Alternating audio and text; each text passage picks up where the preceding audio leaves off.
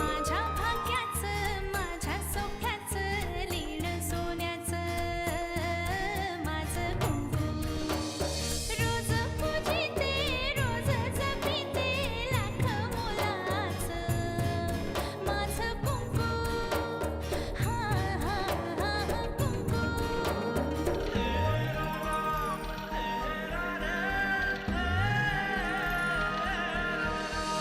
मन माझे घर झाले त्याचे मोर स्वप्नाचा दारी नाचे शब्द त्याचे अमृताचे स्पर्श त्याचे चांदण्याचे त्याच्या श्वासाचे त्याच्या डोळ्याचे गुज सांगते माझं कुंकू हा हा हा कुंकू हा हा हा कुंकू माझ्या सहनशक्तीचा अंत बघू नका, नाहीतर जो विध्वंस होईल त्याला तुम्ही दोघं जबाबदार असाल. तिचे लगीन व्हायच्या आत तिचा मधुचंद्र करायला पाहिजे. राजन मला माझ्या मुलासारखा आहे, पण आज मला माझ्या मुलापेक्षाही साहेबांचा जीव जास्त महत्वाचा आहे. तुझे बाबा तुझं प्रत्यक्ष कन्यादान करत असतील ना, तरी त्यावेळेला मी या जगात कुठेही असलो ना तरी तिथून तुझं मनोमन कन्यादान करेन. बांगड्यांशी खेळत होते. कोणी दिल्या या बांगड्या? राजनी. अव मला हे समज खरंच वाटत नाहीये बघा. अव दिवसातनं 2-2 वेळा मी स्वतःला चिमट्या काढून बघते. रखमे अगं हे सपान नाही, किल्लेदाराच्या कृपेने हे समज खरं आहे बघ. अगं मागच्या 2 महिन्यात देवानं आपल्याला काय काय धावलं, आणि देव आता काय धावतोय. अव ही सगळी पांडुरंगाची कृपा आहे तिच्यावर. आत्याबाईंच्या रूपानं मागचे 2 महिने पांडुरंगच तिच्याबरोबर राहिला. हे रखमे अगं पांडुरंगाच्या कृपेनंच आपण ह्यातून समज निभावलं नाही का. होय. आत्याबाईंनी सुद्धा एकदम झक्कास मुलगा निवडलाय तिच्यासाठी. अव समध्या गावात राजन सारखा दुसरा मुलगाच नाही बघा. ए माझी जानकी बी काय कमी नाही हं? तिचं नुसतं दिसतच नाही, तिचं वागणं बोलणं दुसऱ्या कुणाला बी त्याचे सर येणार नाही. रखमे एकदा का जानकीचं लगीन झालं ना की समधी सुख तिच्या पायाशी लोळण घेतील बघ. आता किल्लेदार मंडळीच तिच्या पाठीशी उभी असल्यावर तिला कसं काय कमी पडेल. अगं किल्लेदार आहेत मग कसलं काय कमी पडणार. रखमे अगं गावातला एकुलता एक माणूस मी असेल ज्यानं पोरीच्या लग्नासाठी कर्ज काढलं नाही. आता सारखं सारखं तेच तेच बोलू नका सा, नाही तर कोणाची तरी नजर लागायची. आता मला सांगा, किल्लेदार साहेबांनी मोठ्या मनानं आपल्या पोरीसाठी एवढं समज केलं, मग आईबाप म्हणून आपण काय केलं हो तिच्यासाठी. आपलं काही कर्तव्य आहे की नाही. आपण बी तिच्यासाठी काहीतरी करू. काहीतरी करू. काय करायचं. तिच्या पदरात वावरातली ढेकळं टाकायची. आता ते शेतकरी कुठे शिल्लक राहिले ढेकळ टाकाया. गमनच म्हणतोय लय बाता मारू नगस. आता आपण बी काही फाटके राहिलेलं नाही. मजुरी करून कमवलेलं 500 रुपये आहेत आपल्याकडं. ये रखमे अगं एवढ्या मोठ्या लगीन कार्यात ते 500 रुपये कुठं कामाला येणार. एवढ्या मोठ्या शेतू बांधण्यात एवढ्याशाच खारीचा वाटप होता ना. रखमे अगं तू अजिबात काळजी करू नकोस. एकदा का जानकीचं लगीन झालं तर किल्लेदाराची समधी दौलत तिच्या पायापाशी पडल. किल्लेदाराची समधी दौलत तिच्या पायाशी कशी काय पडल. अगं म्हणजे मला असं म्हणायचं होतं की जानकीचं लगीन झाल्यावर किल्लेदारांचे आशीर्वाद तिच्या पाठीशी असणारच ना. अगं अगं राजनला नाही का त्यांनी नोकरीला लावलं.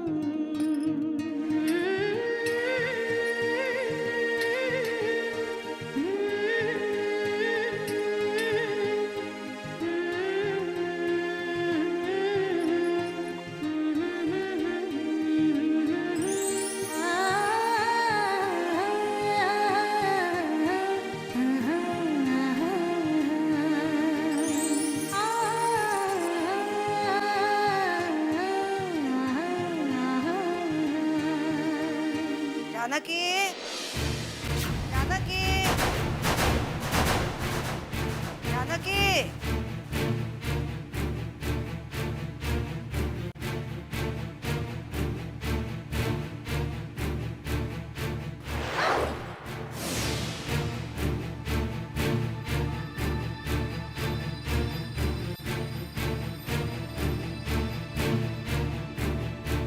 हो हो हो हो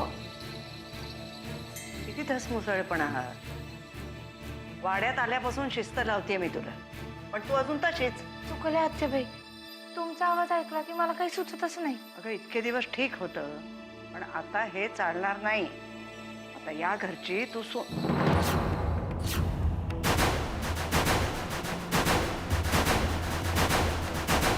काय झालं? काय नाही विचार करत होते सासरी कशी वागशील तू तुझ्या सासरची माणसं कशी असतील. दसमुसळी नाही वागणार आणि माझ्या सासरकडची माणसं पण चांगली आहेत. अगं सासरची माणसं चांगलीच आहेत तुझी. मला सासरचं सुखही मिळालं नाही आणि दुःखही मिळालं नाही. लग्नानंतर 4 महिन्यातच कपाळ पांढरं झालं माझं. आणि त्या 4 महिन्यात आरशासमोर बसून तासनतास कुंकू लावत बसायची मी. याच बोटाने लावतात ना कुंकू? हो, बरोबर आहे. या हे काय झालं काय झालं? काय नाही ते ओरखडा उठला.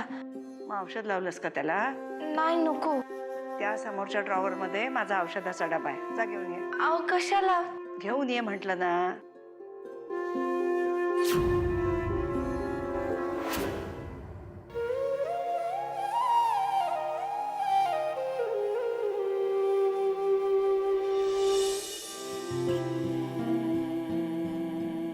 अहो असं काय करताय? जो काही राग काढायचा तो माझ्यावर काढायचा. बासरीवर Come on यार, मला बासरी वाजवायला आवडतं. मी वाजवली थोडा वेळ. काय फरक पडतो? मला माहितीये तुला नाही आवडत पण नाही खरंच असं नाहीये. उलट तुम्ही खूप छान बासरी वाजवत होता. बरी आहेस ना तू? काय होतं माणूस आजारी असला ना की जरा हळवा होतो, इतरांशी जरा नीट वगैरे बोलतो. आजारी नाही आहेस ना? हे बघा तुम्हाला मी जितकी वाईट वाटते ना तितकी वाईट नाही हो मी. तुम्हाला बासरी वाजवण्यात आनंद मिळतो ना मग तोच जास्त महत्वाचा आहे. तू प्लीज माझ्याशी चांगलं वागू नकोस. मला ॲलर्जी आहे तुझ्या चांगलं वागण्याची. सवय नाहीये म्हण. काय मला ओरड, या बासरीवर राग काढ, माझ्यावर राग काढ, हिडीस पिडीस कर, पण चांगलं वागू नकोस. अहो असं काय करताय? आता दिवस बदलले. बाप रे, आता कुठल्या वादळापूर्वीची शांतता समजायची मी ही? तुम्ही जर का माझ्याशी असं कुचक्यासारखं बोलत राहिलात ना तर मी तुमच्याशी बोलणं बंद करेन. हे काय आहे, तुला हसताना बघायची सवय नाही राहिली ना. पूर्वी किती छान हसायचीस तू. तुम्हाला सांगितलं ना आता दिवस बदलले. अशीच हसत राहा. बघ हे घर सुद्धा बदलतं की नाही. मग पुन्हा एकदा माझ्यासाठी बासरी वाजवा ना. वाजवीन,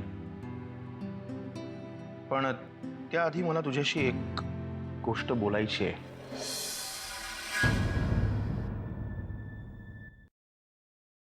खाली बस बघू. हा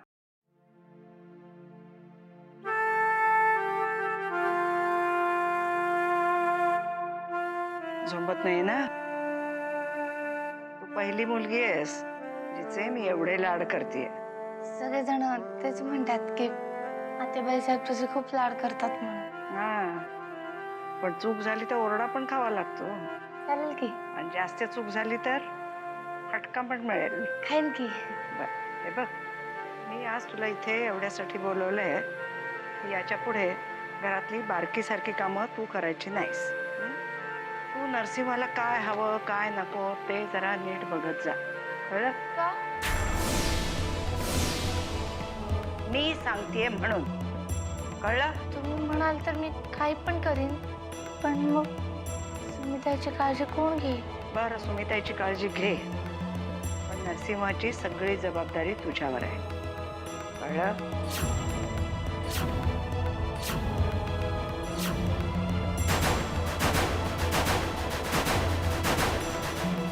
मी जे काय बोलतोय विचारतोय त्याचा नीट विचार करून उत्तर दे.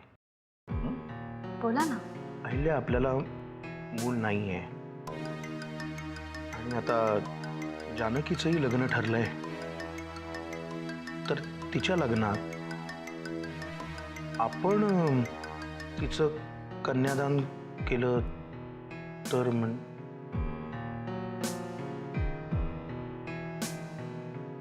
खरंच छान कल्पना आहे, पण आपल्याला मूल होऊ शकत नाही म्हणून तिचं कन्यादान करायचं नाही. आपण मनापासून करायचं. आपल्याला वाटतंय म्हणून करायचं. आणि दुसरी महत्वाची गोष्ट, आपल्याला मूल होऊच शकत नाही असं नाही. आपण प्रयत्न करतोय ना.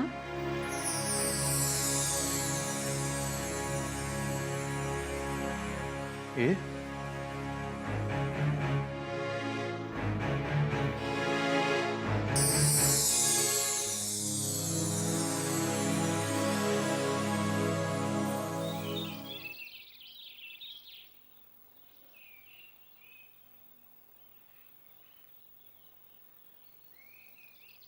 माफ करा राघव शेठ, थोडी वाट बघायला लागली. राग तर नाही ना आला?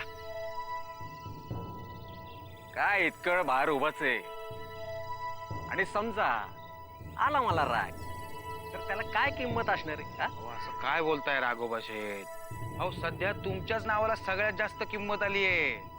तुम्ही फक्त किंमत बोलायची. बोला वाकणीस, कामाचं बोला. राघोबा शेठ, 2 महिन्यापूर्वी सुभानच्या शेतावर तुम्ही जप्ती आणली होती. ते तर माझं कामच आहे. मग आता अजून एक काम करा, सुभानचं शेत त्याला परत करा, असा साहेबांचा विनंती वजा आदेश आहे तुम्हाला. पण या व्यवहारात माझा काय फायदा? कृषी उत्पन्न बाजार समितीचं अध्यक्षपद रिकामं झालंय. कुठल्या तरी विश्वासू माणसाच्या नावाचा विचार चाललाय. पण मला एक कळत नाहीये, साहेबांनी त्या फाटक्या सुभाण्यासाठी स्वतः शब्द टाकला. हो, पण साहेबांना त्या जमिनीत काय एवढा रस निर्माण झाला? राघोबा शेठ, काजव्यानं सूर्याशी स्पर्धा करू नये, लायकीत राहावं, प्रश्न कमी विचारा. ठीक आहे, मला विचार करायला येळ हवाय. दिला, पण जमिनीबद्दलच बोलायचं. 2 दिवसात कळवतो. लवकरच कळवा. बर, या.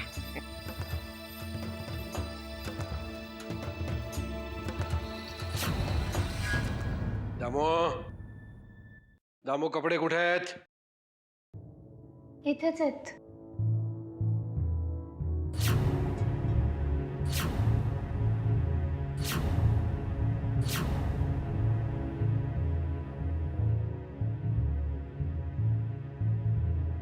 तू माझ्या कपड्यांना हात का लावलास? मी तुला यापूर्वीही सांगितलंय, माझ्या खोलीत येत जाऊ नकोस. आत्याबाई साहेब म्हणाले म्हणून मी आले.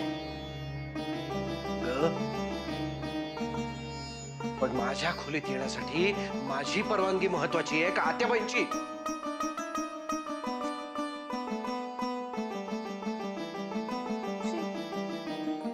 तोंडातल्या तोंडात काय बोलतेस? मोठ्याने बोल. दाखीळ बसली का तुझी? मी काय केलं? रडू नकोस. खात नाहीये मी तुला. फक्त या खोलीत येऊ नकोस एवढंच सांगतोय. मी चांगलं काम करते ना. तू वाईट काम करतेस असं मी कधी म्हणालो का? फक्त इथलं काम करू नकोस. कळतंय का तुला?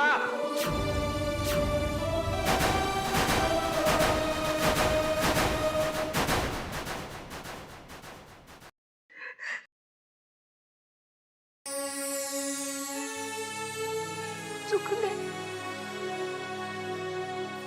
माफ करा.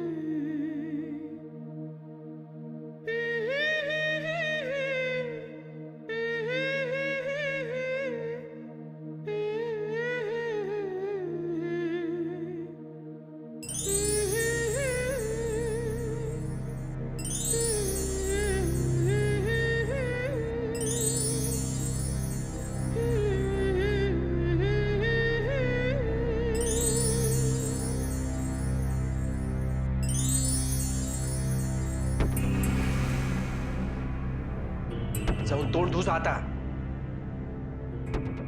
जा जा.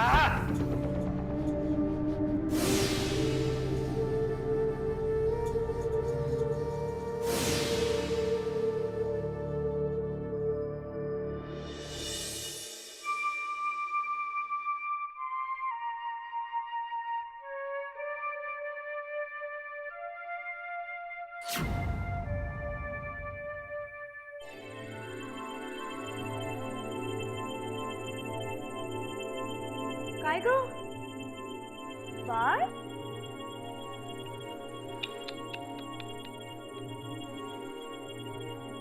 एवढं डोळ्यातलं पाणी रडण्यापायी घालवण्यापेक्षा जर का हेच पाणी वाचवलं असतं ना,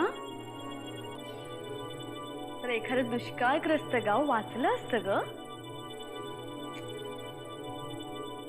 ए, काय झालं? कुठं काय? डोळ्यात जरा. तुझ्याच डोळ्यात पण धूळ जाते ग. मी जाऊ का? बोलते ना मी तुझ्याशी.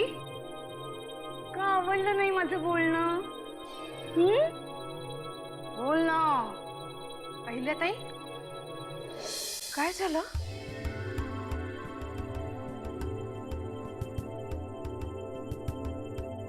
मला थेट प्रश्न विचारताना तुला भीती नाही वाटली? यांनी मला सांगितलंय, आता कुणालाही घाबरायचं नाही. जे काही मनात येईल ते स्पष्टपणे बोलून टाकायचं. अरे वा, नवऱ्याशी सलगी वाढलेली दिसतीये. का मला बोलायला कारण शोधत होतीस? मी काही चुकीचं बोलले का? नाही ग, मुळात तुझी या घरात झालेली एंट्री चुकीची आहे. त्यामुळे तुझ्या चुकीची माझ्या लेखी काहीच किंमत नाहीये. जानकी, काय झालं तुला? तू का रडतेस? तुला कोणी काही बोललं का? तू तिला खोदून खोदून का विचारतेस? कारण तिला कोणी काही बोललं तर ती स्वतःहून कधीच सांगणार नाही, मला माहितीये. जानकी, तू आज जा. जानकी,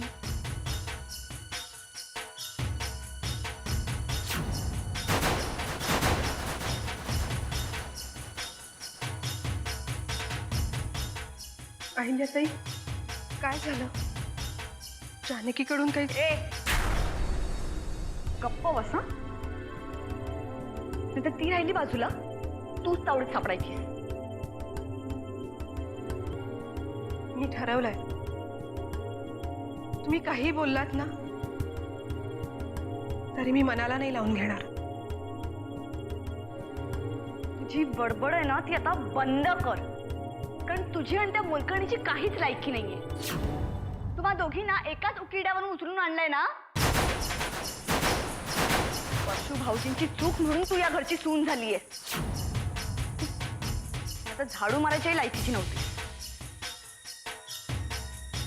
तुम्ही बरोबर बोलताय अहिल्याताई. मला अद्दल घडायलाच हवी. माझ्या एका चुकीमुळे मला आयुष्यभर मान खाली घालावी लागणार आहे.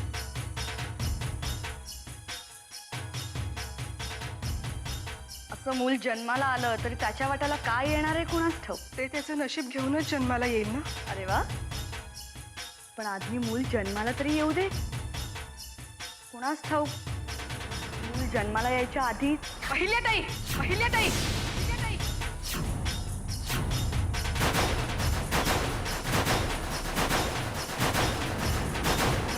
बस झालं.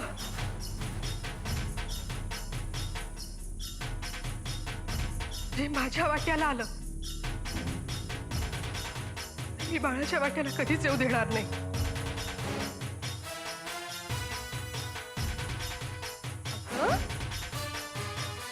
म्हणूनच तू तुला म्हणते स्वतःला जग ग. काळजी घे ना स्वतःची, कारण अशा वेळी काहीही होऊ शकतं. काहीही.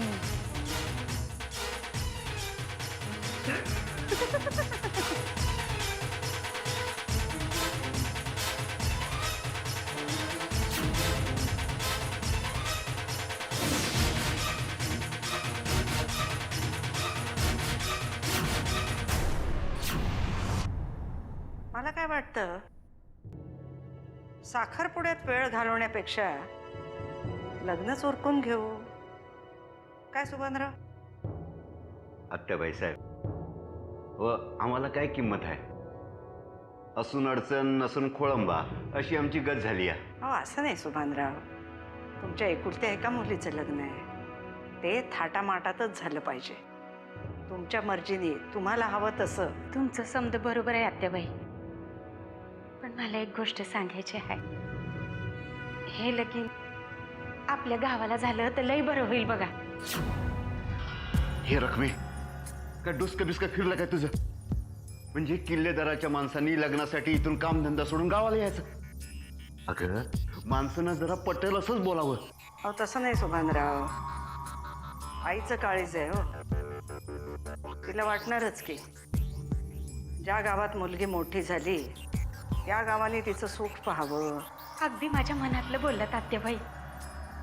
अहो, जानकीच काय, पण राजांचं सुद्धा तेच झालंय. नवरा नवरी, नाती गोती सगळे सोयरे समदे एकाच बांधावरचं. तेव्हा हे लगीन आपल्या गावाला होईल तर मला लई बरं वाटेल बघा.